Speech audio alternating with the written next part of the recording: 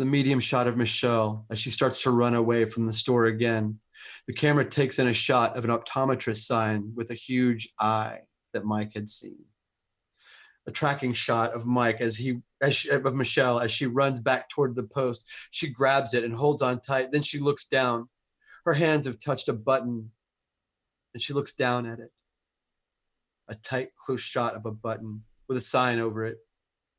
It says, "Push to turn green." A medium shot of Michelle as she looks away toward the light. A close shot of the light. A medium shot.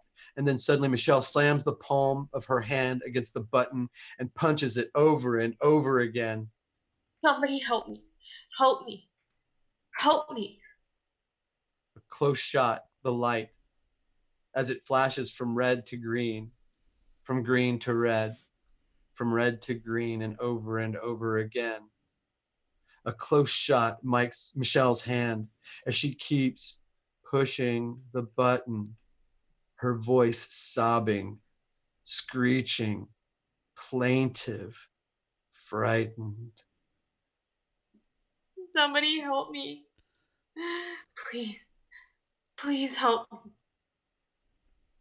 Dissolve to, out of focus on her hand. Close shot, in focus on her hand, pushing a button on an instrument panel.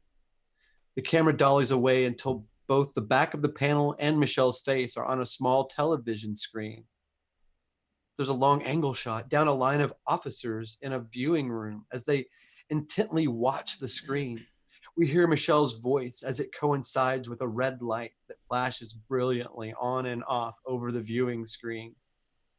Please. Please help me. Help me.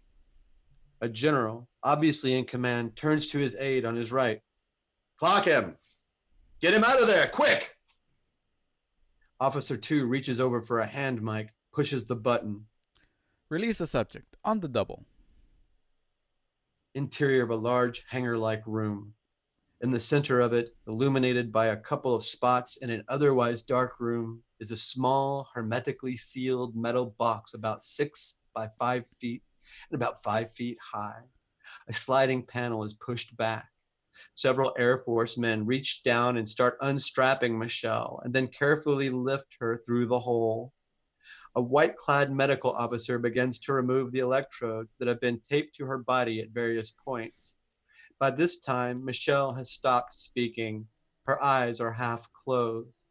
She breathes deeply and irregularly, slumping forward in her seat. We see a close shot of her right fist, smashed against the instrument panel. An extremely tight close-up of her fist and the broken glass covering a clock on the panel, which reads 6:15.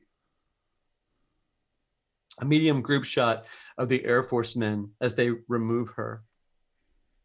"Be careful. She's cut her hand on the clock glass there." A long shot of the general and staff as they hurriedly approach the scene, their footsteps ringing hollowly on the concrete floor. "Well, he's all right, sir. Delusions of some sort. I guess that's it. He's coming out of it now." "Fine. You get all your data recorded." "Yes, every bit of it." "Did you get him clocked?" "Yes, sir.